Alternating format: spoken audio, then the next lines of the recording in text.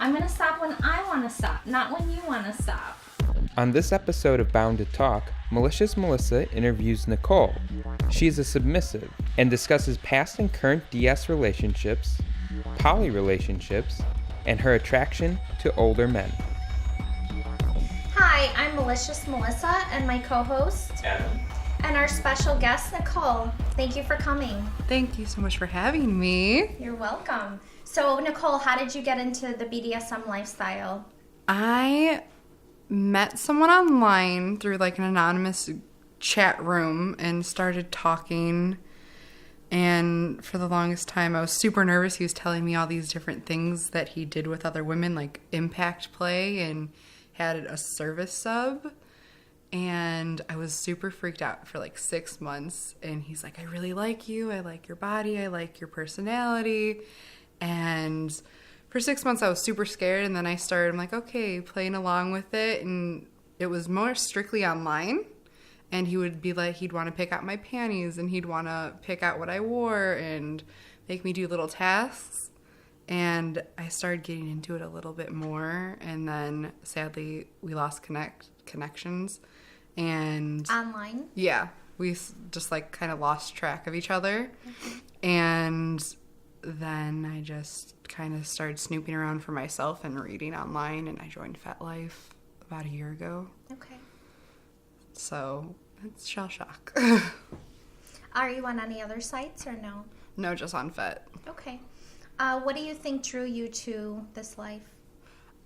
I feel like for me, I like to serve. I'm a bit of a service sub, and I like to please the dom I'm with or the top I'm with, and I like the escape of it, especially when I do impact play. I like escaping my own head, especially because I have anxiety and stuff. Okay. So that kind of stuff. So what types of service do you provide? I provide cleaning, and I've done grocery shopping for some of my tops and doms. Also helping with if he has a different scene with another woman sometimes. Is it always a male? Yes, it is always a male. Have you wanted to try a female, or are you totally opposed? I've wanted to try it with a female, but it's just never come across in my horizon yet. Okay. So what types of roles do you play then? As in? For like your subbing. So is it just corporal, domestic servitude? Is there anything else that you do? Do you switch at all? I don't switch. I tried once and it just didn't work, and it was for like doing impact, and I just like, I'm hurting you. I don't want to hurt you. I'm like, are you okay? He's like, I'm fine. I'm like, I can't do it. Who was that? Was that with your dom? No, that was with someone I met at one of the local dungeons. Okay. And I saw him a couple times, then he came up to me. He's like, would you want to switch maybe? And I'm like, I've never done it before. And he's like, let's just try it. See if you might like it. And I'm just like, tried just doing with a flogger, and I just couldn't at all. Had you played with him before or no? I did play with him as his bottom before. Okay. So we had some kind of relation to where I knew how he acted and reacted, but couldn't do it. So do you do more dungeon play or more private play? As of the last 3 months, I've done a little bit more dungeon play and pickup play because I don't have a dom in my life at the moment. Okay. You're looking for one? I'm looking for one, yeah. I'm just kind of going with the flow of things and not seeking it out, and just whatever happens on my horizon. Okay, so you're not actually messaging. Are you just responding to messages and talking to people at the dungeons? Yeah, I'm just getting to know like the group of people who go to the dungeons and stuff, and I have a couple friends who can vouch for people that I do want to play with, and I more so want to get to know them before I play. I want to meet them and see how they play with others. Why is that important to you? For my safety, and because Smart. I don't want to get hurt. I don't want to have back problems and have a hunchback. They're pretty good at monitoring at the dungeons to make sure. Like, They are. with someone new that's come in and is topping, they'll watch them very closely to make sure that that person knows where they're supposed to hit and where they're not supposed to hit. And then, of course, once they see that the person knows, then they're not, as close with it. But if it's somebody that's been there before, especially many times, then it's pretty safe. When I started going to one of the local dungeons, I'm probably the youngest regular who goes. How old are you? I'm 22. Okay. And they took me in with open arms, and it's one big family, and I was super hesitant the first time I went. Is this Sins? Yes, it is Sins. Okay, yeah. They're very, family-oriented almost. It's they pretty are. Awesome. Yeah, it's very nice welcoming. to be welcomed, and they take me in with open arms. And I was super afraid that, because I didn't go to dungeons before, I didn't know how it was and didn't know if people were standoffish and guarded. And they're like, when I first went, they're like, "Hi, welcome. Have you ever been here before?" I'm like, "No." And they're like talking away, like, "What are you into? What's your favorite, just your favorite things to do and everything." Just casual talk. They weren't trying to get in my pants or anything. They were just trying to make friends. Yeah, absolutely. So, did you go alone to the dungeon your first time, or did you go with a friend? No, I went with two of my friends Okay. that I actually met when I first started getting into the scene. How did you meet them? I met them through FET. They run one of the munches out where I live, and I messaged her. I'm like, "I'm freaking scared to go to a munch," and she's like, "Well, let's meet for coffee one day." And we met a week before, and I got to know her, and we hung out for 2-3 hours. We got coffee, and we went shopping, and we just kind of hit it off right away. Mm-hmm. And she's become my best friend, and I see her 3 times a week. That's very nice. Is it close in age or no? She's 39. Okay. And her husband's in his 40s. But I get along better with older people. I don't get along with anyone my age. Why do you think that is? I'm more mature for my age, and for as long as I can remember, I just am more geared towards the older. So with the events that you go to, have you done other things besides Sin's Dungeon and the Munches? I have not, but I'm going to KK for the first time in a couple weeks. Okay, so what have you heard about that? That's Kinky College, yes. By the way. For anyone else. I've heard that it's, especially for being so new to the scene, you learn a lot of different things. I know they have tapas, which is the rotation in the afternoon that has fire play, flogging, hard flogging, paddles, needles, all that kind of stuff. And I really want to learn more about fire play and more about needle play. And it's 5-minute scenes, and you just kind of learn what you like and what you don't like. Mm-hmm. So that's something I'm really excited for. And the classes. I'm excited for the classes. There's 80 classes, and I'm trying to figure out, which one do I want to go to, especially when they're at the same time. Sure. So Are you going to stay at a hotel room over there? No, I'm not, but I'm staying at my friend's a couple minutes away. Okay. So I get to... So you'll be able to get to the classes and all that. So you haven't been to any other dungeons besides Sins? I've been to GD2 before. That was my first dungeon experience. It was. Okay, so tell me about that experience. That experience was a little difficult because it was with someone I was with at the time, and we went with one of his other partners who wants to learn how to top. Okay. And I kind of just, young, naive me into the scene, was like, sure, why not? Didn't think of anything of it because I wanted to make him happy and prove him wrong that I can go to dungeons. And we went, and our relationship wasn't sexual at all. And so he was a friend? He was the first dom to me. Okay. And he kind of brought me into the scene. From FetLife or no? Yeah, from FetLife. Okay.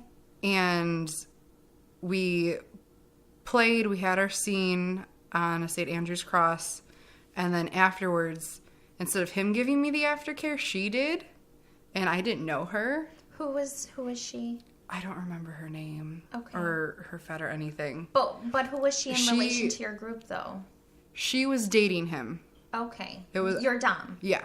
Okay. Because he's poly.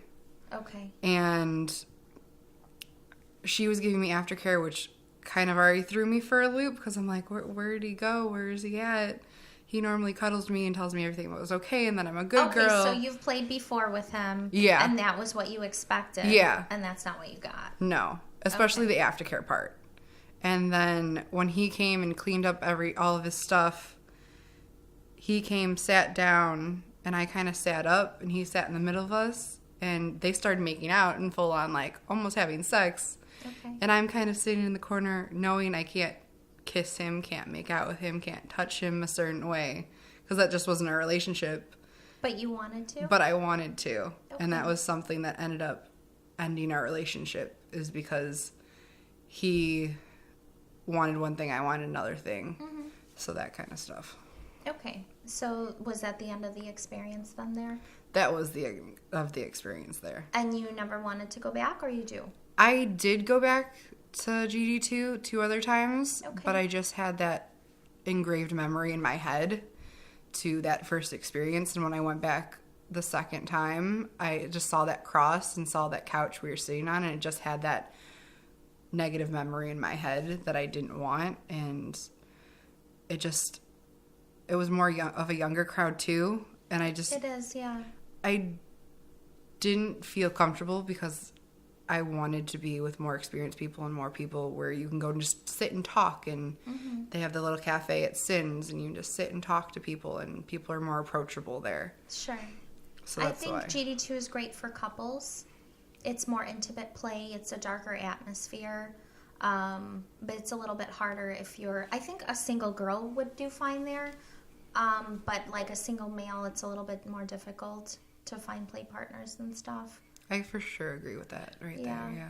But it's easier at Sins because everyone is so approachable and so welcoming, and they want to know, what you're into, and then they see who they can match you up with. Literally, for sure. That's funny. So tell me about your Sins experiences. My Sins experiences have been very pleasant. I don't have a negative one. My first time I was there, I saw you. Mm-hmm. Okay, so that was your first time? That was time? my first time. Okay. All right. I saw you play with my friend, and saw how crazy you are, but awesome you are at the same time. That's funny. And it was the first Friday night, so it was super busy. Yeah. There had to be at least 75 people there that night. And for my first time going, I was shell-shocked. I was with my friend. She's like, one of our friends at the Munch is here. I'm like, shh, please be quiet. I'm freaking out right now. Like, overload of everything. And I remember seeing one of our mutual friends playing on the suspension. He was doing impact play. Okay. And I was immediately drawn to him for who knows why. He was the Dom. Is that what you're saying? Who are you referring to? Was he Blue Diamond. Okay. Yeah. Okay. And I saw him playing, and I remember it was a couple weeks after me and my former Dom ended things, and I was like itching to play. Like, I wanted to play so badly. Okay. And my friend knew him and whispers to him after he's done playing, like, she wants to play. He grabbed my hand. My friend gave him a paddle, and he walked into the other room. He's like, get on the cross. And I'm like, what? Okay. And was that your first time? Playing with him and at Sins. There. Okay. And paddled me and whacked me around for like 10 minutes. Mm-hmm. And that's at that moment after me and him had played, I kind of felt like, okay, after I split with my Dom, I felt kind of hopeless and kind of like, okay, this isn't how I don't see myself in the lifestyle anymore. And Blue Diamond gave me that hope that I can kind of go. And was it because you realized you can keep the feelings separate from like the intimacy of the BDSM relationship without actually having to be sexual with a partner or be someone's girlfriend? I think that, and also I felt like there was hope because I didn't go to any dungeons, and I felt like I had no one to play with, and I didn't know how to find someone to play with. Okay, so a partner. Mm-hmm. And that it was just so easy to just have somebody take your hand and play with you. Yeah, okay. And it was just reassuring that I'm like, okay, I can find people, and it isn't as hard as my former dom had said, because he said it was really hard to find people, and I think was keeping me shielded from kind of the outside world of BDSM and just kept me for himself for a while. So do you find that it's easy to find partners? I do, but finding a partner that's like your fit, Sure. someone who can give me the hard impact I like, someone who can, in between the impact, can read you and could know what you're thinking and kind of feed off of your energy. That's where it gets a little hard because everyone's different, and how they act and react is different. But I've had some good experiences with pickup play and stuff as well, going to sins. What's the pickup play? Pickup play to me is going to sins, and then there's this one guy in particular that I knew and I saw for a little while, and then the beginning of July came up to me and he's like, hey, I've seen you around a couple times. Do you maybe want to play? And we talked and negotiated the scene, what I would and wouldn't do, what he would and wouldn't do. And we just played for that night. And it was just fun, casual. He still checked up on me the next day, but just every once in a while, if he and me are both around at the same night and we don't have anyone to play with. So what are some of your rules? Some of my rules is especially playing with someone new for the first time. I don't let them like sexually touch me or finger me. I don't like blood play. I don't like playing with knives the first time I play with people because I do kind of have a trigger with knives. So if I play with someone with knives, it has to be I have to get to know them. They have to understand why I don't like knives and stuff like that. Okay, so what do you think drew you to BDSM? Was it something in your childhood? You mentioned the knife thing, so I'm wondering if that's the connection or not. I've always liked pain for as long as I could remember. I don't know why, but it's... It is an escape of the mind. It is. And I've had depression and anxiety for as long as I could remember. Okay. So getting away from that Living in the moment is refreshing to not sit there and constantly worry. Okay. That's interesting because we've had a few submissives on, and all of them, at least all of them being male, have all said they don't like pain, but they do it more as an appeasement to the dom. Like their thing is if that's what the dom wants, if it makes her happy, they'll kind of endure it. But all of them, even the first guy who was a fetish porn actor who's done some really extreme things, he still says, I hate pain. Like I hate every moment of it. So it's kind of interesting to hear the flip side where you actually enjoy that feeling. I do enjoy it, and I play with someone who gets my pain tolerance up as well. Every once in a while, like once or twice a month, we'll have a session. He'll work on floggers with me, and he has like 30 floggers, so we'll start late, and he'll get to the hardest one and whack the hell out of me with it. And then I had a fear of paddles for a long time, so he worked on paddles with me, and now I can handle paddles like no one's business. What was the fear? It was a punishment with my former dom. If I didn't wake up at a certain time, if I didn't eat 3 meals a day kind of thing, it would be a punishment. I had a notebook, and he'd be like, okay, you get 3 whacks with a paddle because you didn't wake up at 6:30 in the morning kind of thing. So for the longest time, it was, I looked at them and hated them. So you negotiated a contract with that former dom?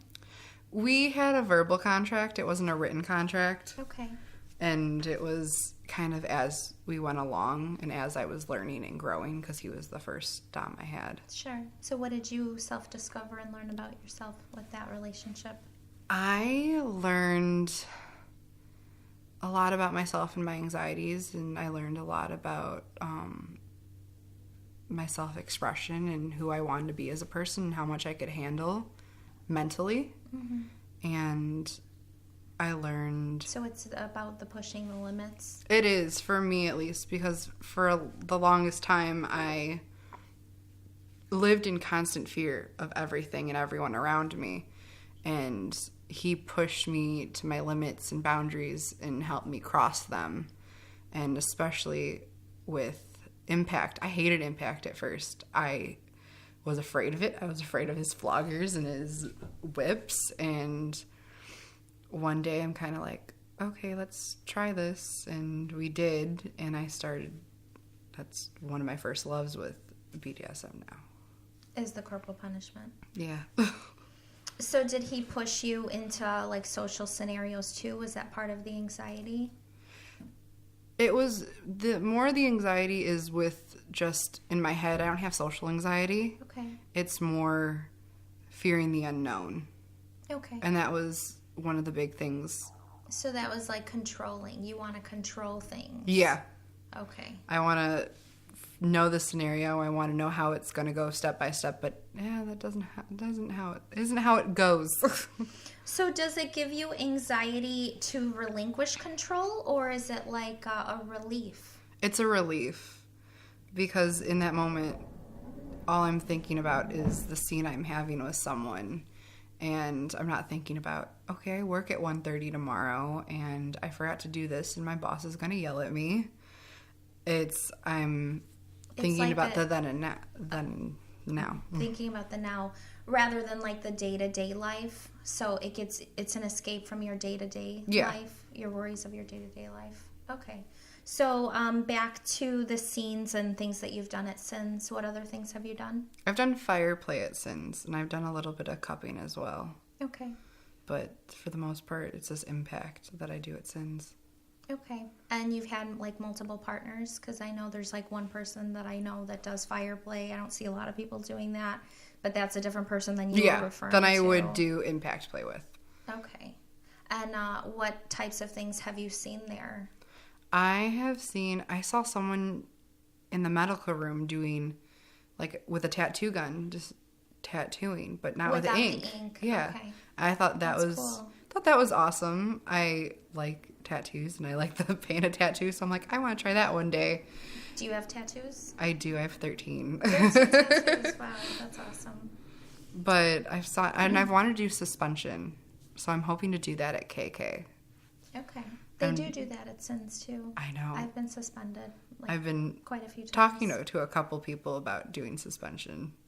Is it something that you're working your way up to? Yeah, because I haven't done bondage since like March. I haven't done anything with rope or chains or anything since March. So. Do you do cuffs when you're up on the cross?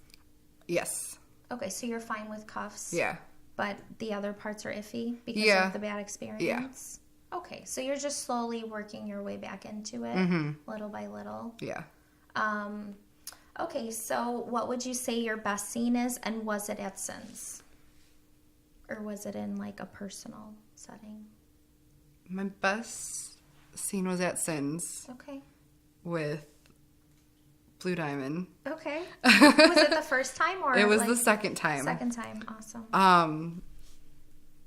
It was like an hour long, and he kind of pushed my limits and was very between the floggers and between the bullwhip he has. He would calm me down, relax me, and make sure I'm okay, and pushed me into, I now love bullwhips.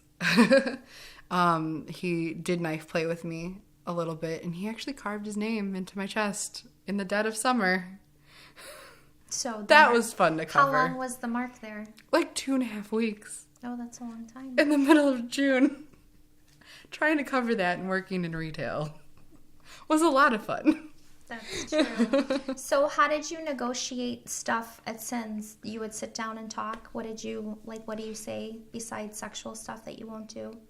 With him personally, we talked a little bit online. Before even the first experience, or between the first in between and second? the first and second experience I had with him. He talked about things that he wouldn't do, what I wouldn't do, because there is a big age gap there. Mm-hmm. And he asked me, he's like, I love knives, and I like the sensation and how my subs react to it. And I told him that I had a fear with them. Okay. And when he got to the knives, he showed me and he asked if it was okay. And I felt comfortable enough with him. And because I know people he's seen with before, I talked to some of those people. And they told me about their experiences with him and the knives. So I felt comfortable where he could have fun and carve his name on my chest. So then did you have blood? I had a little bit of blood. That was my first experience with blood. Mm-hmm. And that wasn't a hard limit, the blood? It wasn't. I thought it was. Like, when I first got into things in hard limits, I'm like, blood, no. Hell no. But then with him, I'm like, okay, just like not like crazy amounts of blood. It was just like little scratch marks, like a cat. Mm-hmm. So what are your hard limits as of now? Right now, it would be like rape play, like water sports. Why are you opposed to water sports? I wouldn't be super opposed to it if it was with the right person. Okay. I would try it and give it a shot. Mm-hmm. But as of right now, there's no one that I would be willing to try it with.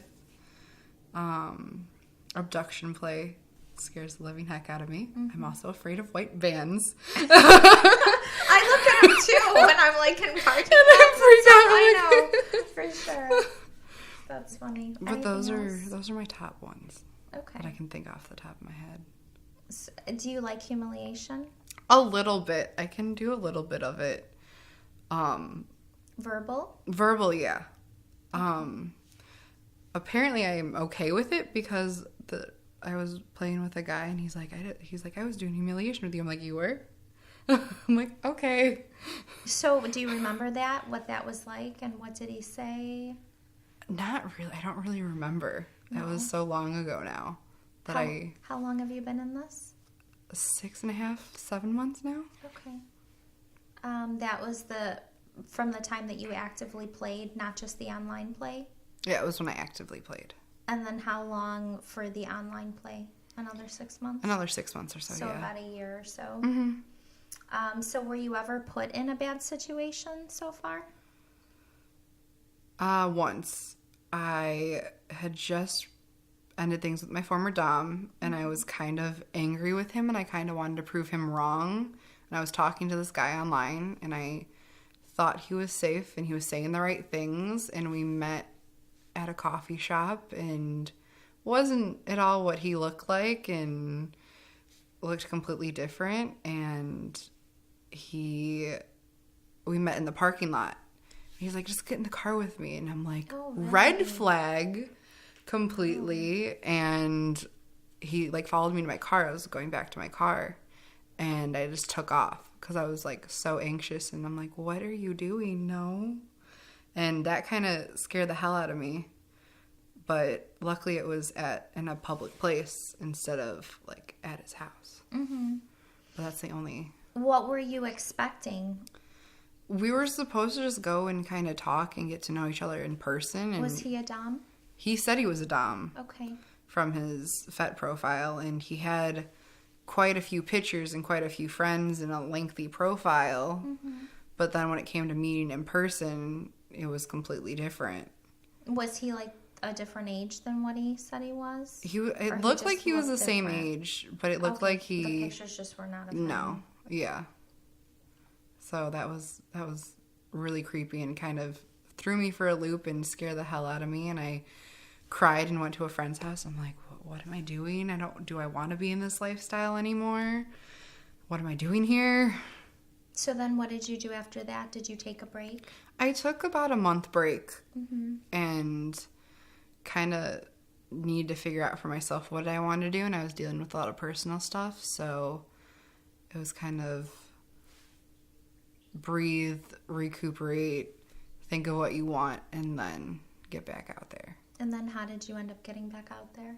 Going to First Friday at Sins. That was it? Yep. Okay, so that was the next thing. And then that was a wonderful experience. Yes. So it kind of squashed the other stuff. And I haven't had any bad experiences at Sins. No. I'm helping plan their Halloween party, too. Oh, nice. So how often do you go? Do you go more than once a month? I go almost every weekend. Okay. Like this past week, I went both Friday and Saturday. And then do you go with someone or you just meet people there? I just meet people there. I'm kind of getting over the fear of going by myself. Mm-hmm. So, and I know a lot of the people there now, so I can go and just hang out. I don't have to play. Like this weekend, I didn't play at all there. I just kind of hung out with people. Is that what you like? Do you like to just sometimes sit out and just watch? Yeah, I love watching people. I love watching scenes and seeing what I might like, what I might want to try. So is that what it's about for you? Self-exploration when you're watching other people? It is, because then I get to, when the time's right and if I'm right with the right person, I can try something I've seen with that person if they are comfortable with it too. Mm-hmm. Like it took me a couple months to want to do fire play. And then when I did it for the first time, I knew the person and I was comfortable enough to, okay, I might get burned, but this is something I want to try. Okay, that's cool. What about strangest, most disturbing things you've seen? Have you seen anything? I don't think so. And what about online, besides this guy? Have you come across anything? Not really. That's great. I don't think so, Really, no. really good. What about you? Is there anything that you've done that you wouldn't do again? I wouldn't play with a couple ever again because of my first experience when I went to GD2. Well, was that really playing with a couple? I mean, she was just providing the aftercare. Did she also do She the did do impact? play. She did? Yeah. And that was not discussed prior? No. Like, he was going to show her. I didn't know she was going to act and do it. Actually hit you? Mm-hmm. Okay. So, it would need to be discussed, not in a car ride. It would need to be discussed beforehand, like a week. But so you could wrap your head around it. So is that what it is for you? It's important to figure out what exactly is going to be happening? Yeah. I like to, for the most part, I like to know. That's a way that you're controlling. You do realize it, right? That's exactly what you're doing. Absolutely. You're controlling a scene. That's a way that you're topping from the bottom, even if you're not doing it during the scene. I'm not sure if you realized it or not. You didn't realize it? Yeah, absolutely. For the most part, I like to know, but like with a partner, they can kind of do freelance. It's just like it isn't though, because you're so cute. It's all discussed beforehand. A true sub is like you trust somebody enough to just let them do whatever. I do have a partner that I do. Okay. But it takes time. Like if I'm going to Sins, I need to know what I'm doing with that person because Sure. I also don't know him from outside the club. Yeah, absolutely. So that's when I'll top from the bottom. But like if I'm going to a partner's house, he has free range because I trust him with me and my life and not to break me. Well, even with your last dom and his girlfriend, like that whole thing, he was your dom. If he wanted to bring in someone else, like he could have just done that. Yeah. You know, and it wouldn't necessarily it depends on the relationship, but need to be discussed. So when you were saying, that you have anxiety and things like that, and I was wondering, is it really, like relinquishing the control that you like? And does that help to relieve some of the anxiety? And my first thought was she's going to need to control the situation. and then we find out you are kind of controlling it a bit. Even if it's just initially, you are. And that is true of subs, I would say in the beginning that they are, because everybody says the sub is actually in control. Yeah. They're going to say what they do and what they don't like, but ultimately when that trust is put fully into the dom, the dom kind of takes over and doesn't need to, go over the things. The dom doesn't acknowledge safe words. I don't, I don't really. I can see from someone's body when they've had enough. Is that what you're referring to? My friend saying, "Oh fuck, that's not a safe word." I remember that. Yeah. No, I can tell. I mean, you can tell by somebody shaking, how their body's relaxing. Something that's different from subspace feeling where they're like, okay, this person's ready to collapse, but not in a good way. Yeah. And it's just about reading your partner. And I don't need to have a relationship with somebody to read their bodies. I can just read a stranger off the street's body and know. So I don't need to go over things, and I don't do that. And some people want to see all the toys. No, we're not doing any of that. Because that's part of the fear. Yeah. Because I do want them to give me full control. As soon as they're in that cuff, they're mine until I'm done with them. And that's what it's about. And that in itself is a milestone that you can cross by letting somebody play with you that way. If you could, get over it and wrap your head around that, I think that might be something that you'd like. Definitely, it would definitely push you. Sure. It would push you. It would push you out of your comfort zone. But then, like I said, you would have a sense of accomplishment once you got there because you weren't topping from the bottom. I'm going to text you in a couple weeks. Look what I did. Yeah, there you go. I'm giving you some ideas. That's awesome. So what do you still want to explore? Do you want to do some suspension? Yes. Okay. I also want to... What about needles? I do want to do needles. I'm excited to try needles. Okay. But as far as a relationships go and stuff, I really want to do more DNS relationships. Ultimately, I feel like I'd be a slave. That's what I want to do someday. I'm 22. Are you talking about a 24/7 live-in? Yes. Okay. I think I could handle that with my service and what I do. I want to be able get past my anxieties and everything, give someone that total control. I have someone that I kind of do that with now. When I'm with him, he picks what I eat. He tells me what to do, clean, what we're going to do, what kind of movie we're going to watch, that kind of stuff. And that's a little bit of a taste I've gotten. Mm-hmm. And that's also something that's new and fresh. And we're still trying to figure out our dynamic and what we want. And for right now, I'm just kind of going with the flow. And as you could tell, I like to kind of figure things out and know exactly how it's going to happen. And it's difficult for me to kind of let go and just whatever happens. Yeah, it's the fear. It's getting past that hurdle of the fear. Yeah. And yeah, if you were going to do a 24/7 live-in, you definitely have no choice but to kind of let go that with go. it. Yeah, absolutely. So what would you say is your favorite part of being in this BDSM lifestyle? All the friends I've made. I moved from the city of Chicago 2 years ago into the northwest suburbs. And for almost 2 years, I really didn't have any friends. I didn't have a group of people I can talk to and hang out with and go to dinners with. And 6 months ago, when I got physically active, I met amazing, wonderful people in my life. And I hang out with them all the time. I have people to text. I have people to talk to.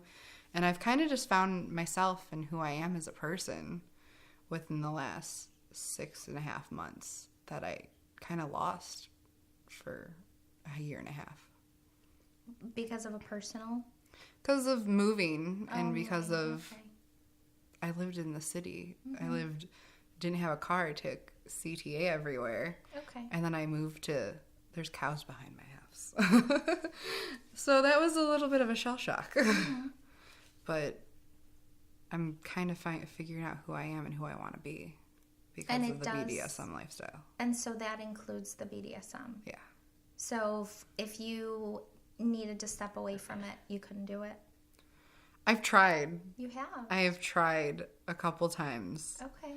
And I couldn't do it fully. Mm-hmm. There's been a couple times where I've stopped playing for a little bit just because I needed to figure out my own personal stuff, but I couldn't not go to the dungeon. I couldn't not be around it and talking about it. Or being online. I tried to deactivate my account just for a little bit, and I just couldn't do it. I'm like, I need to log back in.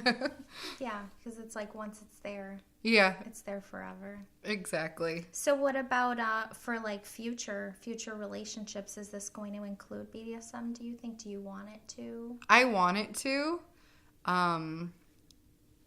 I tried dating just vanilla, and I just Since you've been in since this? I've been into the lifestyle. How did that go?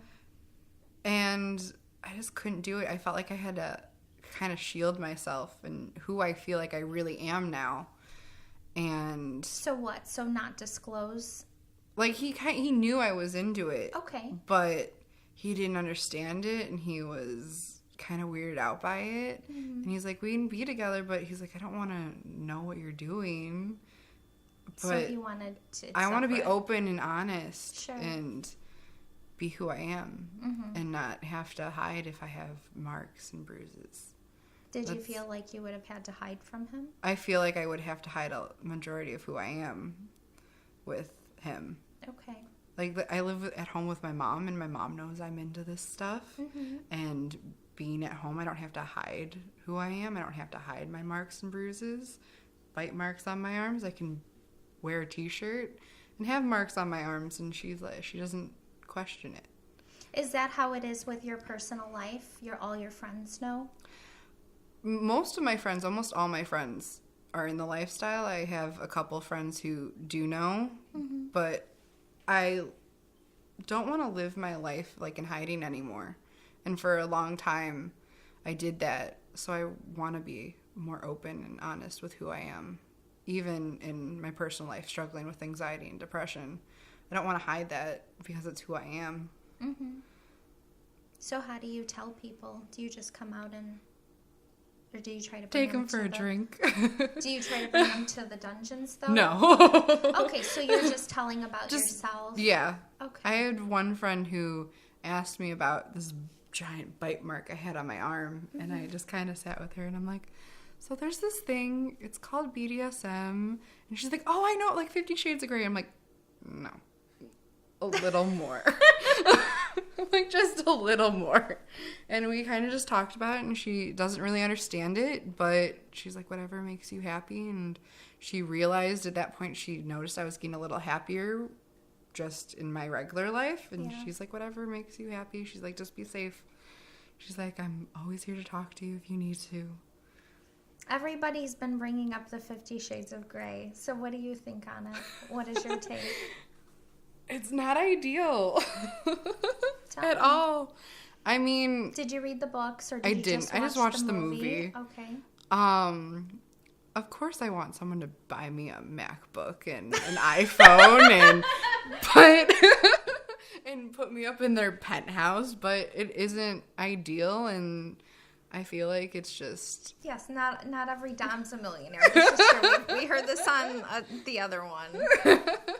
But that's just like a romance novel. That's the formula there's of a romance romancing novel. BDSM, and it's not always like that. Yeah. But no, that particular formula. So you didn't think it did anything beneficial for this community? Or do you think it did? I don't think so, because I feel like a lot of girls my age wanted to get into it. I mean, this is just my opinion. Wanted to get into it, not knowing what they're getting into Because of because that of the movie and book? because of the movie. Okay. And they want to get into it, and then they get into it, and they're like, "Holy shit, what the hell is this? There's pervy old men after me," and some girls don't like that, and some people can get into some scary situations because of it. So you think it's almost worse for the naive people coming in than it is for maybe the community itself? Yeah. Like, it doesn't really, in your mind, it doesn't really have like It doesn't negative affect on impact me, no. on the community. But I feel like but- people who don't know, and then they know it's about BDSM, and they get into it not knowing what they're doing. But we're all newbies in the beginning. True. But maybe there's something within a person that would lead them towards Lead that them to it. versus the movie is turning into more of a, it's making it more mainstream to maybe something that wouldn't, draw in those same types of people. I don't know. Yeah, but speculate. I think there has to be something in that person, regardless even if it's that movie or that book that draws them in. There's something inside that excites them. True. And it's not necessarily going to be the millionaire guy, because if that was the case, what about all the other romance books that they've read? Yeah. You know? I mean, so I think it's just the movie is more accessible to. They're going a to lot think more every people. dom is a millionaire and could put them up in their penthouse. I don't think so. I really don't think people are that naive. I don't know. Because if that was true, we would think, okay, everybody's like a romance novel.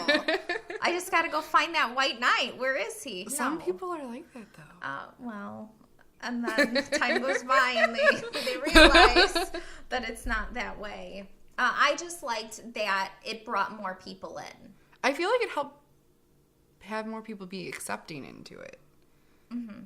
That's the one thing. I'm like, okay. The mainstream people. Yeah. People who are like, this is bad. This is horrible. Mm-hmm. But then there's that flip side of, okay, there's an 18-year-old girl who wants to get into this, joins FetLife, and is bombarded, and finds the first person willing to bring them in, and that they could get hurt. Yeah, but it's the same thing on the dating sites. True. Women are bombarded all the time with messages. So I don't think, a guy from a regular dating site is any more harmful than a guy from a BDSM site. In the end, we're all humans, and there's going to be good and bad in both scenes, in the vanilla world and in this world. And somebody has to be careful in both areas. Mm-hmm. So I think one thing I learned from hearing people at work, like reading that novel or finding out that they read it, and people that you wouldn't suspect be intrigued by this at all, let alone actually pursue it, made me think that maybe there's a little bit of that in a lot more people, in a lot of people, or in everyone even, and that it's just either because of conditioning from society or numerous different things that people either suppress it or they don't pursue it, so therefore they never find out. Like, we've had some people on who believe that everybody has a fetish. They either just are ashamed of it or they don't even know what it is because they are unwilling to pursue it. So for me, that kind of made me recognize it is maybe a little bit more common, because like I said, all these people who I would never guess be involved or even interested, even wanting to read a book. Like, that's the thing. Like, I wouldn't even think some of these people would care about reading a book. And there they are, they've read, like, all of them. In a week. Yeah. And I'm like, wow. That's just, it was something interesting to learn, I think. It's like, I feel like the mainstream suppresses a lot of things. Like, I was dating or with someone who's poly, and I was like, I'm not poly. I can't be poly. Like, it makes no sense to me. And then because you don't think you can have feelings for someone, because it was my first relationship in the BDSM world, and I'm like, this is not normal. Was this your dom? Yes. Okay. He was with 4 people, and I'm like, how can you be with 4 people and have that type of relationships? And it made no sense to me. And as the relationship progressed, and as I met more people who are poly and in open relationships, I was getting rid of things that society told me was right and wrong. So where do you stand now? Do you think you can be poly, or that you are? I feel like I am poly. Really? Wow. Okay. That's a huge flip for you. Yeah, completely. Within 6 months, too. Yeah.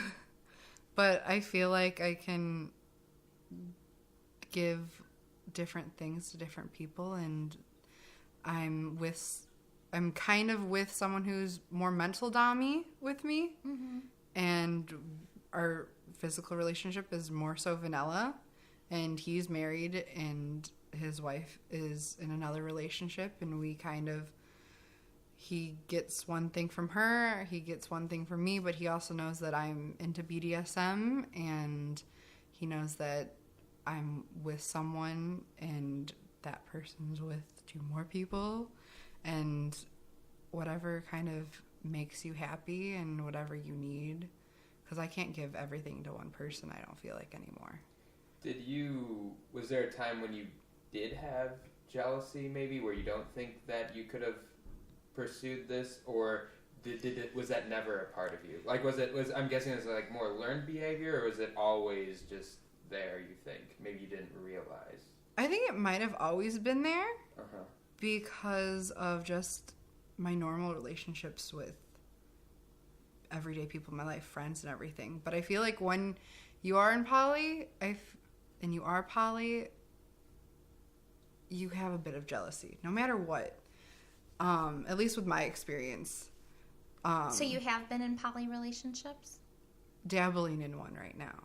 Oh, currently? Yeah. Oh, please tell. It's with someone I'm kind of getting involved with. Okay. And Romantically? yes. Okay. He's with someone who's also married. He's single. Okay. No.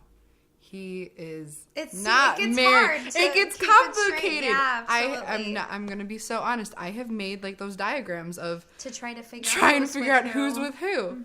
Mm-hmm. But the one issue I've ran across, I'm 22. Mm-hmm. Most of my partners and people I play with are over 40. Mm-hmm. And the one thing I come across, especially with women who are with the person I'm playing with, get really jealous. Because I'm younger and I'm kind of fresh meat.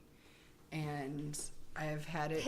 the other partners? Is that what you're saying? His other partners... Would get jealous. Because you're young. I'm young, 22. And fresh they're in meat. their 40s? Yeah. Okay. So that's the one thing that got really hairy for a while. And we stopped playing for a while because she got nervous and was like, you're going to leave me because she's fresh meat, she's young, she's healthy. And like, she's married, this person. Yeah. Okay. So it got really tricky for a while and we stopped playing and talking while he figured out his relationship and what they wanted and how to go about it because he's poly. He's known for a while that he's poly. And he's like, I get something from her that I can't get from you. You get something from me that I can't give you. And I don't know. So then do you feel any possessiveness or jealousy? I don't. He's kind of starting to see another girl right now. Mm-hmm. And he gets something from her that I can't give him. And I'm like, have fun, be safe, you do you. And he's like, how are you not jealous? And I'm like, I can't give you what you want and what you're seeking with this other woman. Of course I want you to be happy and get that from her. And he was really like, how are you okay with this? Like, he thought I was going to take it the complete opposite direction and be upset and angry. And I'm just like, whatever makes you happy. Because this was a new partner that he brought in? Yeah. Okay. And he's trying to figure out their kind of relationship and dynamic right now. Because I think it's a little bit different if you're the newcomer in. Like, if you're the newcomer, how can you be jealous or possessive? Like, exactly. you can't. Yeah. But if you're already established and then someone else is brought in, that's a little tricky. Like, I'm kind of established with him. We're still trying to figure out our relationship. But he's wanting to bring someone else in. And I'm like, he asked me, he's like, how do you feel? I'm like, I'm good. And that's honestly truly how I feel. But not necessarily to be sexual at the same time with you. So it's not like a threesome scenario. No. This is what he's getting on the side. On the side, other than me. Okay. Yeah. Are you comfortable with a threesome scenario or a triad type thing where everyone's engaging or no? At this moment, no. Because you've not experienced it yet? Because I haven't experienced it yet, yeah. Okay. It's something that has come up to my attention and has been asked of me before. And by this particular person or in the past? In the past. Okay. And it's something I didn't want to do in that situation because it was just strictly us three. Mm-hmm. And I'm at the point where I'm still learning and I still want to learn. And learn what? like needles and suspension. Oh, the BDSM. Yeah. Okay. And they were like, no, like, it's just us three. And I'm just like, sadly, I'm going to turn it down because I'm still learning and evolving, and I don't want to be... Oh, so you're saying that you would have been tied down to just those Yeah. partners, and they Yeah. wouldn't let you even BDSM yeah. play with anyone else? Yeah. So at this point, you do not want to be tied down. You No. want to be able to be free Yeah. to play with other people. Yeah. Okay. And back to the poly, what about like you with two men? Have you tried that dynamic yet, or do you want to? I haven't tried, like, two men together? No, Or... like you're in love or in a relationship with two men. Because right now you're the other woman. Because there's other women there. Yeah. There's one guy. But what if it was the reverse, where there was two guys and you? I mean, it's something I'm kind of in Okay. a little bit. How so? Because I have my vanilla relationship with someone Oh, you do. who's Okay. more mentally dommy with me and challenges me in okay. my anxiety and pushes me to think and not run away from things. And then I have this other guy who's more BDSM and kink, and we are kind of figuring what we are.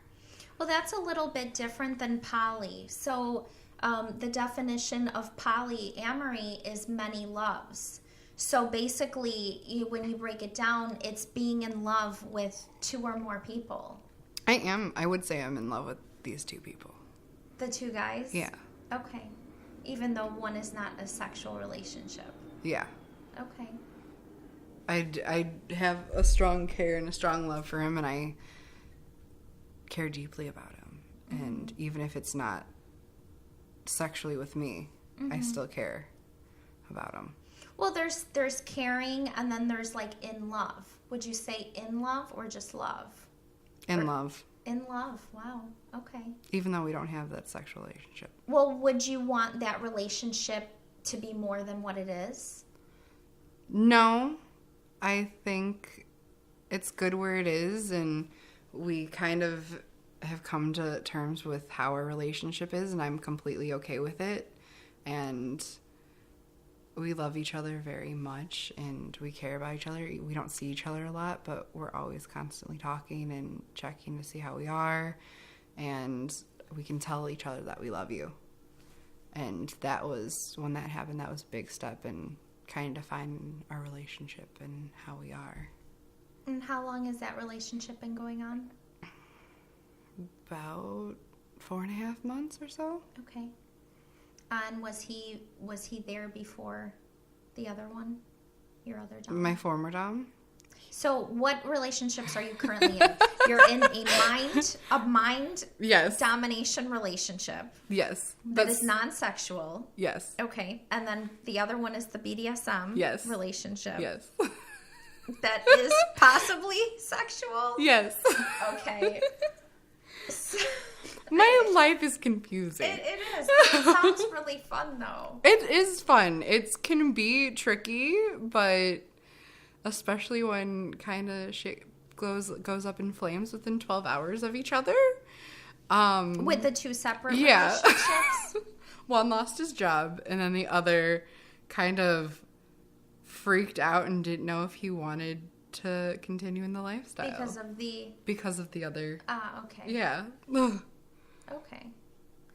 So, how do you keep things straight? You're talking to these people on a daily basis? Yeah, I talk to them every day. We're in constant communication from the time we wake up to when we go to bed for the most part. Mm-hmm. I don't see them every week, but I know when we're together it's going to be awesome, and it's just us two, and for the most part we'll put away our phones and it's just us together. So, where do you guys play? We, at the moment, play at his house. Well, I don't know which guy you're referring to. Sorry. So, the mind or... The mind. The mind. The Okay. mind. We either play at his house or my house. Okay. So your mom she's fine with she's these fine people with this. coming over? Yeah. Okay. And then with the guy, So she's met these people? she's met the one who's Just the one. does the mind. Uh-huh. And then the guy who's BDSM, we play at his house. And normally I spend the night after we play as well. And he lives by himself, so it makes it easier. Okay, yes, because you said he's single. Yeah. But is he just dating, you said he's dating multiple people? Yes. Okay. 2 other than me, so 3 altogether. Okay. So what do you think are the misconceptions of BDSM? Oh, that's a hard question. Yeah. What did you maybe have misconceptions when you first came in? Because you're fairly new to this. My misconceptions would be that it was abuse. That was one of my biggest things, is that this is all abuse and none of it is consent, and that's something that I found out really quickly wasn't, because the subs are in control and they have the final say if they can handle it or not. Sure. And that's one of the biggest ones I was really afraid of, was the consent thing and it being abuse. Because I thought when I watched 50 Shades of Grey, I'm like, this shit's abuse. This isn't normal. But fairly quickly I learned that with the right person and just talking to people at Sins, that they all have your back, even if you don't know them personally. Everyone is there for each other. And I thought it was kind of, you're on your own and no one else is gonna care for you and stuff. Awesome. Adam, do you have any questions? You tend to date significantly older, right? So you're 22, and you said the average man you date is above 40, at least? Above 40. Yeah, and then would you say you don't even date, you would not date below 40? I wouldn't date under 35. Or under 35, okay. Yeah. And then it's just typically over 40. Yep. So I guess what we're intrigued is what is it about that? What draws you to older men? More of, I guess you would say, like a daddy type. I didn't have a father figure in my life, and it's something I want, like kind of a mentor and someone who I can go to and talk to about stuff. And I'm buying a new car soon and I need help buying a car and I have no one to talk to about that kind of stuff. And also just feeling protected by an older guy, and they have to be taller than me too, because I like being protected. So that's one of the biggest reasons why I go for older. Okay.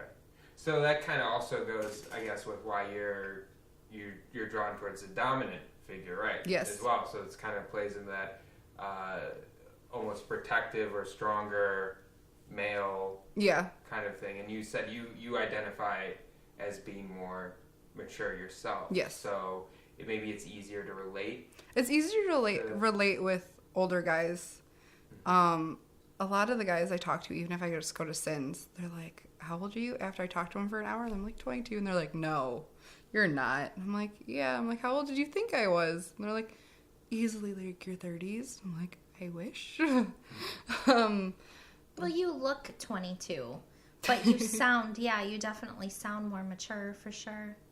I was surprised when you said 22 that you were. So what is it about the younger guys that you're not into? Does it have anything to do about physical looks? No, I used to think it was physical looks. Like, I would watch movies with, like, Zac Efron in it. I'm like, that's the kind of guy I want.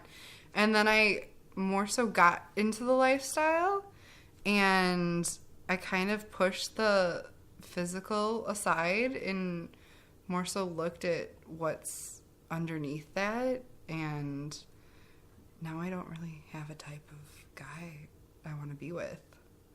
Well, you do. And it's older. Significantly older. But, like, a bigger body wise. type, taller, maybe broader, because you can feel tiny and small and cuddled and protected, right? Yeah. So there is. Absolutely. But you might still be able to find the physical attributes at a younger age, and they still might be dominant. And so would you be opposed to that? I wouldn't be opposed to it. I just haven't met anyone younger. Have you met younger doms? No. Oh, you haven't? No. Okay. The only, because I go to Sins, it's an older crowd. Mm-hmm. There's But you've been to GD2, and that's a younger crowd, and there are younger doms there. But I always like hid in a corner. Okay, so you can interact. Okay. I didn't really interact with any of the younger. Do you go to the classes there at GD2? I haven't been in a while because my work schedule, but Okay. I'm hoping eventually to go back. Because that's a good way to meet people that go there. It's a lot easier to talk to somebody in a class setting than it is, when the play's going on. Yeah. A lot of people tend to keep to themselves with the play. So, yeah. And then when it does come to the older men, you mentioned father figure, but then I know that maturity was, that seems to be more maybe the bigger thing. So going back to what she was talking about with the younger male, is it just that, you don't see that kind of maturity? Like it's harder. It's probably harder to find. It's harder to see the maturity level in someone who's younger. So then potentially, like a younger male wouldn't be able to fill the father figure role, but like if they had that maturity aspect, would that be enough? Or do you think there's still like just look, there's something about an older man maybe where like no matter how much maturity a younger person may have, it's not going to be the same. Would you say, or is it really for you maybe more about the maturity? I think it's more about the age. I mean, a guy in his 40s can work his way in the bedroom more than... Wow. Okay. So there's more than just being mature. Yeah. Just life experiences. The life experiences, for sure. Sexually and non-sexually. Sure. So then those are some of the positives, right, about an older guy. Yeah. Other than just the reverse being the case with younger men, are there any other negatives that you see or standouts with younger men, or is it just the immaturity, lack of experience, those kind of things? One of the negative things that I come across a lot is if they're polyamorous and their partners are about their age, their partners get a little jealous and a little worried that they're bringing in someone younger because they're not good enough. That's one of the but with the biggest. younger males is what you're asking, right, Adam? Oh, right. Yeah, So the that would be younger so that's more of a con with Which an older man. I was going to ask An that older question. man, yeah. Uh-huh. Yep, that's the con with the older man. Is that the only con with the older men? That I've come across, yeah. I haven't had any other issues. Have you come across older men that you found were lacking maturity? No. I haven't had that issue yet. Uh-huh. I'm sure I'll come across Of course, it. yeah, absolutely. But I haven't had any other issues with it. So what are the issues with the younger men? Maturity, and I always fear that they don't have a lot of experience with things that I like. But you're still trying to figure out what you like. So you just want, again, somebody to mentor you? Someone to mentor me into it more. Okay. I don't want to play around with someone my age. I don't know why. I don't know why. Well, I personally don't know any 22-year-old master men that Well, would yeah. know all the things that go into BDSM at 22. I don't know. I think Unless they're maybe grow up in it, right? Like, I don't know. I personally have no experience with that. right. So I couldn't tell you. I would say if somebody said that they were, I would be very skeptical about that. I'm skeptical in general when someone calls themselves a master. Yeah. I think it's a word that's thrown around too easily. Very easily. You've noticed that too with Yeah. online stuff? Is that the messages you're getting? A lot of masters have come, and I'm like, they're talking to me, and I'm just like, I get really hesitant because I'm like, masters, you have to like kind of earn that word, and you have to. And I think you have to earn it with each person. With each person you're with. Yeah, I agree. It just can't be across the board. Like, I'm a master from day one. You start off slow and then work your way up to that. Are there different levels, or like are there other names or something, or is it just there's dominant men and then there's the master who is the most like they have experience? I'm just curious. I don't know if there's a whole vocabulary, because I know with like sexual preferences there's a whole variation of words: heteroflexible, bisexual, pansexual. There's I know of only the two for men. So women have many different names. Yes, they do. Well, so first, what are the two for men? It's just dom and master. Is that it? Mm-hmm. Or okay. And then for women. For women, it could be goddess, dominatrix, mistress, ma'am, miss. But is that dominia? That's more by preference, or is there actually? It is actually by preference. So there's not really like. They may choose synonyms. a name, based on whatever their thing is. So if they feel like they're a goddess, they're going to call themselves a goddess. Right. So, yeah. But like a guy, he's trying to show you his level of experience by calling himself a master. Yes. Okay. That's very And, true. and I don't even know if you can be a master at like one thing. You can be really great at something. Yeah. But there's always more to learn. So, why would I want to call myself like a master of this thing when I could always learn something else? So you can always grow. Yeah, absolutely. So I'm definitely skeptical of the men that call themselves masters. And when they do, I try to figure out, okay, well, what are they a master of? Mm-hmm. And then I see a lot of their strengths too. And again, I'm not a man, so I wouldn't call myself that, but I think it's a term that's just thrown too loosely around to try to impress women, to get them to meet up and stuff. Is there a female equivalent to that? I don't believe so, no. Okay. So the other words are just titles that, like you were saying, is based on preference more than self-given, describing anything else. Well, the master still a self-given title. As well, but it's supposed to. It shows level of experience. The only thing I could think of that would be similar would be a pro dominatrix. She is, a master of her trade, but her trade may not include everything that encompasses BDSM. She could be, a master of humiliation, and so she would be called a humiliatrix. Right. So. Right, and there's Fin Dom. Mm-hmm. Yes. Yeah. So I don't know. How about the messaging with the guys, and your experience on, I guess, FetLife and the messaging? I don't like replying to guys' messages that are very, "Hey, what's up? How's it going?" Like, why is that? Because did they take the time to read my profile? A lot of times they don't. And sometimes I like to mess with them, what do I do for a living? Because I have that little section, what I do for my living and what I wanted to go to school for, that kind of thing. Mm-hmm. And for the most part, they're like, what do you mean? I'm like, obviously you didn't read. But I like when people think and have something thought out rather than, hey, what's up? How's it going? I prefer the hey, what's up? What? I do. Because I just like really quick conversations. I'm answering way too many messages to be having this long conversation with someone. I want to know, why are you messaging me? What do you want out of this? Yeah. Let's get to it.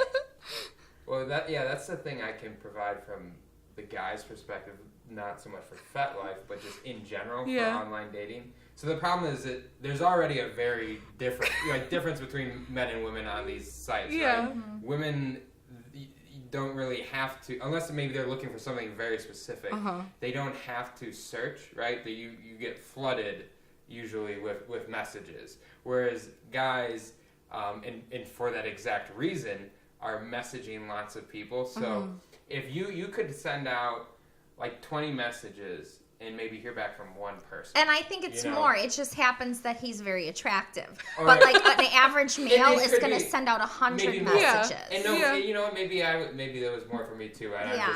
You said 20, but I think it's more for these guys. Yeah, maybe it was 50 even, or closer to 100. I don't know. But I'll look at their profile. Yeah. If I find them at all attractive or something I'm into on their profile, I'm like, okay, I'll go for it. But if it's like a dick pic as their profile picture, asking how it's going, no, I'm not going to reply. Right. Yeah, because that was just my point is if, you type out, doesn't matter what you type out, and if you get 50 just no responses in a row, after a while you're just like, hey, what's up's easier, and if they respond, then maybe I'll be more well thought out. Although, however, I've also seen, because I've read some of her messages when we first started dating, and she still had her profile going, even after the hey, what's up, they're still not well thought out at all. There's a lot of, it's just ridiculous. I don't know what guys think, like how they think that would work, You know what? Just... Maybe I like the hey, what's up because I have the motives. So yeah, I know, you do have the motives. Where I want this to go. So it doesn't matter what these messages say. Yeah. I'm going to pull them in either for a session or to clean my house, or it's very rare, but to want to date with them was extremely rare. Yeah. That was even, I think, on your profile. It wasn't even about dating. It wasn't even like, an option. It was like I'm like into beating men or whatever. So there's that. Oh my god. It was like, or if you want a haircut, it's $20. Like that was like. It's more than $20, but yes, whatever. Yes, it's okay. It's okay. But that was like the two things. Like those were your options. You can come in and get a haircut, or you can come in and get a haircut, or you can have a session with me and I will destroy you. Oh my gosh. There's no other options. But no, so I was fine with the hi, how are you? Yeah. I don't know, because it's easier for me to pull them in whichever way I want. If I'm having to answer all these questions about myself, they're getting to know me more than I want them to. Yeah. And I think that might be the difference between like what you're looking for versus what I'm looking for. Yeah. I don't want that deep connection with my sub. Mm-hmm. I don't find it necessary. I find it too time consuming. Mm-hmm. I don't want any, 24/7 type things. I might be able to do a slave, but I mean, I'd have so many rules to be ridiculous. But yeah, no, I don't need that. I have that in my personal life, and that's where I get it from. And I know that you say that, you can't get everything from one person. That's true, but you can get things as friends. You don't need to have, like actual personal relationships with people. So, for example, he's not into pain. I have a sadistic side. So, how am I going to take that out? If I'm not, doing it with other people, he tends to get more of the like little whacks here and there. Like I'm brushing my hair. Oh, I have a hairbrush. There he goes. And then he gets the smacks. But if I am, doing sessioning occasionally, it's less likely to pop out. Yeah. There's less of a need for it. So yeah, that's my thing. I mean, I'd like to know who the person's beating me. That's kind of why. See, and I don't want them knowing too much about me. I won't do personal stuff, but like they kind of need to know about who I am in the lifestyle. Yeah, I don't know. It's just different with me. And maybe part of it is the whole fear, because like I am actually a really nice person. So, when you get to know me, you're like, oh yeah, like she's really, really sweet. And then, well, maybe that would work the other way too, because they don't think I can be as brutal as I am. Who knows? Play a trick on them. It is though. Well, because I look, bubbly and whatever, and when you voice and everything. I sound very young. Did stuff with my friend, we're like, she's so sweet and innocent. Me? Yeah, and then we see her up there, and we're like, holy shit. Yeah. Well, there's something in her eyes, and there's a grin, like this sadistic grin that comes. Like I've seen it now, and I'm like it's a different person. It's kind of rising to the surface. It's quite frightening. That's funny. It's cool at the same time. Well, thank you. That's nice. I was actually kind of worried about having him actually see one of my sessions, because he only knows me one way. Yes, he's seen the aftermath. He's seen the pictures and, whatever, but he didn't actually see the play. But, I mean, even like, mine and his first session was the Wartenberg wheel and bondage. And that was the first time and I was so easy with it. I was not even brutal the way I normally am. I don't think you bled at all. No. So. It was every second was terrible. Oh my gosh. Yeah. Yes. So with that, he said, "Oh wow, like I didn't realize you're a sadist." Yeah. So I think that's really cool that, I don't know. And now he films my sessions. Really? Mm-hmm. Oh, wow. And then like afterwards he'd be like, "I got really great footage." And it's not like, "Oh my God, my girlfriend is like a nightmare. She's like completely brutal." And I'm scared of her. Yeah. Yeah. Well, and I go about it from a different way too, where instead of, I think, if most sessions filmed, it's just that it's whatever. It's like it's just filming the thing, and I'm trying to take it from more of a cinematic approach. Yeah. Like I got this like filmmaker, like, so the angles of it all are like very like different than Does it help take you out of it? I don't even think it's intentional, like trying to take myself out of it. I think that's just when I'm behind the camera. It's kind of weird. The men are always naked. Yeah. So, we have naked men. Right. Well, that was weird. That was something we discussed before, but when we were just hanging out, I mean, it was even before anything was happening with the cameras rolling or whatever, and it's like, all right, strip or whatever, and then the guy said, get to it. Or get to it, and yeah. they know exactly what to do. And then I'm just nicely hanging there, and- I'm like, well, I've seen a lot more naked men since I've been there, and I thought I would. But yeah, I mean, it's like with anything, I guess after a while you're just like, all right, whatever. It's not really, I don't really care, We all got the same thing, So. Well, I think, with the partner, it's mutual reward. So I'm pushing someone's limits. The best way I feel I can do that is through pain. Mm-hmm. And then they're getting the reward of being with me, spending time with me. Yeah. And that's what they're looking for. They're looking to connect, but this is all I can offer. So I don't want to mislead and offer more than what I'm actually going to give somebody. So if they're mentally connecting with me, I don't think that's good for anyone. I don't think it's good for me. I don't think it's good for my relationship. I don't think it's good for the person because they might develop some feelings and it's not going to go anywhere. Yeah. So I don't know. For me, it's exciting. It's letting me express myself and then still staying true to myself and my partner. Because even when I'm not in a relationship, I still keep things very professional with the guys that I have sessions with. And there's a lot of things I will not do and a lot of limits. And I do not allow anyone to touch me without permission. So that's a huge one. That is a very, very huge one with me. So that's me. So I wanted to ask you about your experience at Sins on the Sibian, which is kind of like a fuck machine. So that night was my first Friday, and we're in a private room, but they have the door open. So there's 10 people in this one little room. And it's facing forward towards the door and towards the people sitting on the bench. And there's a lot of noises, too, coming out of that room. I noticed that. Yes. That was pretty awesome. And I'm watching 3 or 4 people going on that. And I was talking to my friend. I'm like, I want to go on that. But it's facing everyone. I'm like, I can't do that. And I kind of walk out of the room, go watch everyone else playing.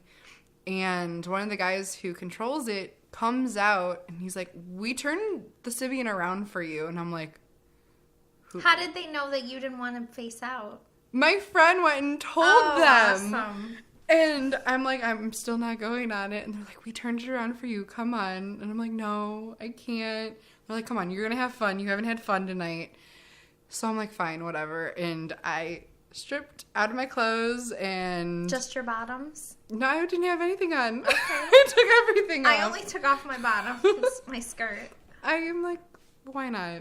See my naked body. Mm-hmm. And I got on it, and I love vibrators and stuff. Okay. And I got on it, and there's the guy that was controlling it and all the settings, and he's like, "Are you ready?" And I looked at him like, "No," and he's like, "Okay," boom, and cranked it high, and I was so loud, and I don't know if anyone stopped what they were doing out in the other room, but I was told I was very loud, and I actually enjoyed myself a lot, and I was glad my friend told them that I wanted it turned the other way, because I kind of in that moment felt free, and that was the first time I ever did anything like that in public, like a public play space, and it felt really good. What do you mean did anything like that in public? Being Basic- nude or sexual? Sexual. Or both? More sexual, because I've Okay. been nude before there, but it was more sexual, and to where I'm like coming on a toy in like a public play space. Never did that before, with a group of like 10 people sitting on a bench watching me. So were you aware of the people or not really? And once I got into the groove of it and it felt really good, I kind of just zoned everything else out, and it was just like me and the Sivian and me moaning. That's awesome. So it didn't matter. So then do you think you could face the other way now? I think so. I'm like waiting for them to bring it back so I can. And then what about your fire play time? You've only done that once, correct? I've done it a couple times. Oh, you have. Okay. But playing at Sins, I've only done it one other time. Okay. And I was going through playing with someone earlier in that night and then doing fire play a little bit after. And I was already zoned out and mellow from getting impact play. And Feeling the endorphins. feeling endorphin rush. And then we did fire play, and I did fire play for like half an hour, back and my front, and then we did cupping. And when we did cupping, I kind of just zoned out and got really calm and relaxed, and my Fitbit actually read that I was like asleep because I was so mellow Oh, and so wow. quiet. And How does that feel? amazing, because my head's always racing and I always have things going through my head, so not having things go through my head is very new and very weird, and a little bit of me is like, red alert, why are you feeling like this is not normal, you. And after we're done and everything, I get up and I was so kind of zoned still that I kind of like fell forward, and I got very nonverbal, and I couldn't really talk, and I couldn't really walk right, and I was kind of just very mellow and zoned out. And a couple of the guys there were like, "You're going through sub drop," and I'm Did like, you know what that meant when they said that? I did. It's basically kind of getting a low and kind of like a depressive state after. At least that's what's been told to me. And I'm like, no, I'm not. Like, I promise. Like, I know what sub-drop is and what kind of subspace me I am in. Have you experienced both? I have. But I was just so calm and relaxed and enjoying that. And it actually, my like little subspace, I call it my la la land. I was in that state for like 3 days afterwards. Oh, wow. And it was It's like lasting medical benefits. exactly, pretty it was awesome. the best thing in the world. My friend saw me 3 days later and I still had that dazed and happy glow. And she's like, "What's going on?" And I'm like, "Fire play 4 days ago." And that was from the cupping? Yeah. How did the cups feel? When you first put them on, they're really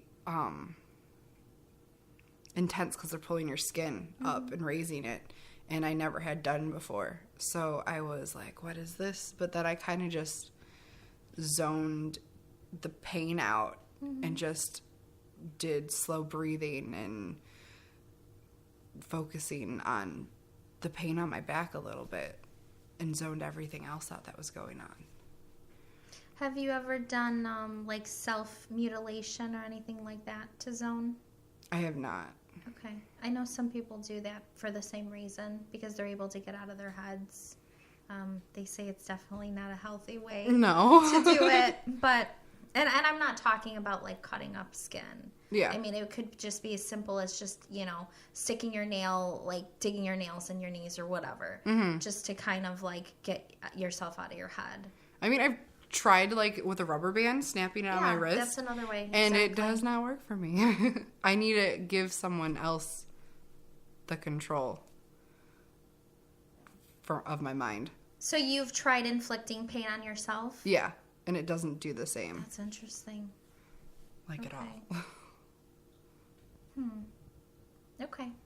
I think for me, it doesn't matter like where, I mean, I'm not really into pain, but it doesn't matter where the pain comes from, whether it's, me self-inflicting, and I don't really do that, or someone else doing it, because I do enjoy electricity play and I like the pain of electricity, but whether I'm electrocuting myself or whether someone's electrocuting me, the fear aspect is not there if I'm doing it.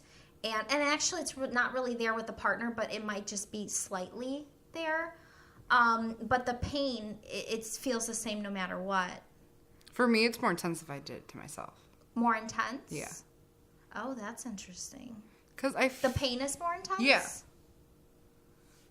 Okay. But if I'm restrained to a St. Andrew's cross, I'm kind of helpless and kind of putting my life in someone else's hands and giving up that control. Is that how you feel, that your life is in someone else's hands? Yes. So is that why it was so important to you to be feeling very safe beforehand? Yes. Okay, that's interesting. Even though you know that nothing really ever happens. That nothing bad's going to happen, no. I know that for almost 99.9% of the time, nothing bad's going to happen. But that's why I needed the connection with someone I play with. Okay. Like even just like having a conversation with them at Sins, getting to know them, that's why it's important to me. Is because I want to get to know them and know who they are and if they're a sadist, if they're not a sadist, if they're... Because you want to know the level of play? The level of play that they're going to give me. Okay. That's interesting. So like knowing beforehand? Yeah. Yeah, I mean, I could use that to my advantage because then, it's like, look at what I just did. You don't think like that's going to happen to you. So you can't really put up a fight about it. Yeah. Because you're seeing it. But could you just see somebody play and not have to talk to them and get to know them before you'd play? I've done it once. Okay. And it went pretty well. But how did that go? Did you just like line up? I saw him playing through the window. In the private room? In the private room. And he came up to me. He's like, hey, like I saw you watching. He's like, would you like have an interest in doing some of it with me? And I'm like, sure. Went through the kind of the negotiation, like what he can't do. But then we just played for like 5 minutes and that's it. Okay. I still talk to him. Yeah, I was going to say. We still talk. You still did talk to him. Yeah. I don't think that I've had anyone that negotiated anything with me there at the dungeon. I don't. They just put their hands out, and it's like, all right, you're going up. That's it. And yeah, I'll be like, okay, safe words for the benefit of the dungeon, because the dungeon wants you to have safe words. But I know what I'm doing, so it's, it's fine. So what are your safe words? The typical red, yellow, and red. I don't red easily. No? No. I've had people who have told me that they don't want to play with me because I don't red. With the guy I play with that builds my pain tolerance up with paddles and floggers, for the most part, I don't red with him. Every once in a while I do.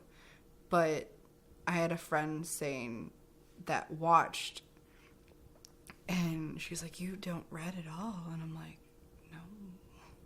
And I realized, looking back at everyone else I've played with in the past, that I've only read a couple of times. Why do you think that is? I can take a lot. And I like being in that state of, I don't think of anything. And I want to stay there for as long as I can.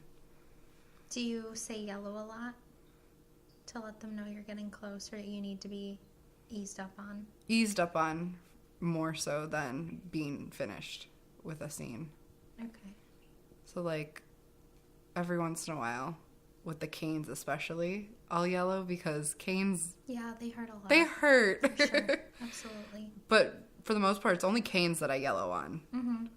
Other than, I don't yellow on, like, floggers or paddles or anything. It's just canes. I've only said red once, and it was a cane. I was helping out one of my friends do a demo, and it got to that. It was a really long everything, the floggers, the whole thing. And Yeah. I'm not usually on that end of things, but yeah. And then I don't know. I sing, so that's what I do. So you're just like whatever. I'm like dancing to music or thinking or like singing something in my head, and that's how I'm like getting out of it and getting out of the pain. And then that cane cracked me on like the side hip, and it's like that brings you back to reality. Yeah. I have a friend who, you'd have to Google it, but it's called a sjambak. I don't know what that is. They're a very long, like, wooden stick. Not even a stick. It's, like, thick. Okay. And it's thicker at the base where you hold it and then gets super thin. And I was petrified of it. I saw pictures of it. I saw what type of bruises it makes. Mm-hmm. And I was petrified of it until it was used on me. And he whacked it a good couple times all over my body. And I still wasn't saying, like, yellow or red. And he's like, are you okay? Like, he saw my skin, like, raising and it was already turning. Mm-hmm. And I'm like, no, I love it. And he's like, are you sure? Because, like, you're wanting to, like, jump out of these restraints. I'm like, no, like, I'm good. So your body's having reactions, but mentally you're Mentally, still okay? I'm still okay, yeah. Okay. And I still have that bruise. So then how do your sessions end then if you're not stopping them? Normally they stop. Because they're just reading your body? Yeah. Reading my body or they get tired. Oh, really? Yeah. Wow. I have only had that happen a couple times. It was like an hour and a half straight. I'm like, okay, my wrists hurt. Like, I'm done now at this point because I'm exhausted. But for the most part, it's very satisfying. It's either they're tired or they're reading my body and my body's starting to kind of get limb. Yeah. Mm-hmm. Yeah. Yeah. It goes slack. Yeah. Mm-hmm. Yeah, for sure. So back to the sub drop, what brought that about when you had your sessions? I've only had one bad experience with sub drop, and it lasted like a week.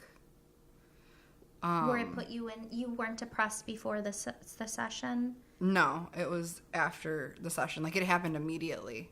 Okay, as soon as it was finished? As soon as the scene was finished. Uh-huh. And I remember, like, I had to work the next day, and I was just crying, folding panties. And I cried, like, every day for a week afterwards. I felt worthless. I felt like a horrible submissive to the partner I was with. I felt like... The one who did this to you? Yeah. I felt like I wasn't being good. I shouldn't feel the way I was feeling. I felt like... Oh, you felt bad for feeling depressed? Oh, wow. Depressed. Okay. Because I felt like I had a good scene, but I was upset, and I had no idea why, and it made no sense, and that was the first time I ever had sub drop, too. So I was confused. Like, no tomorrow, I'm like, what is this feeling? This makes no sense. I'm Googling everything. I'm talking to my dom at that time, and I'm talking to my... The one who did the scene? Who did the scene with me. And we worked through it, but it was miserable. But you don't know what brought it on? I still don't know what brought it on. I try to replay it in my head every once in a while, and I've tried to write the scene out, and I can't ever pinpoint what it was. But it wasn't the intensity? It wasn't the intensity at all. I think it might have been because of a punishment from a paddle, and because it was probably the biggest punishment. But for a week to have, like, a sub drop was really intense and really confusing to me.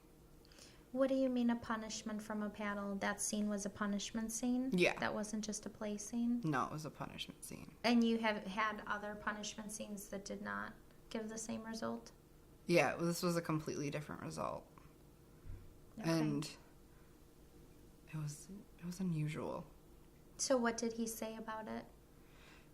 He told me that every experience is different. It was also a lot of paddle, or a lot of wax with the paddle in one scene. Mm-hmm. And he said it was because I should have known better and I should have listened, and I was feeling guilty because I knew I should have went to the gym, and I knew I should have done this, that, and the other thing, and I didn't. Is this back to your book that you would keep track of what you did for the day? Yeah. Okay. And then that was your punishment. Yeah. And that was the only time you've experienced the sub drop? I've experienced it briefly, but it doesn't last more than a day. Okay. And what were those instances? Just like recently, it's me missing the play or missing the person Okay. that it So happens. it's a positive almost. It's a positive sub drop, not a negative. Because the experience was so good? So good that now I miss it and I crave it. Okay. Can you get that experience from multiple people? Yes, So it's not just a particular person? it's different people. Okay, interesting. Thanks for listening to Bound to Talk. Look for us on YouTube, iTunes, or visit boundtotalk.com.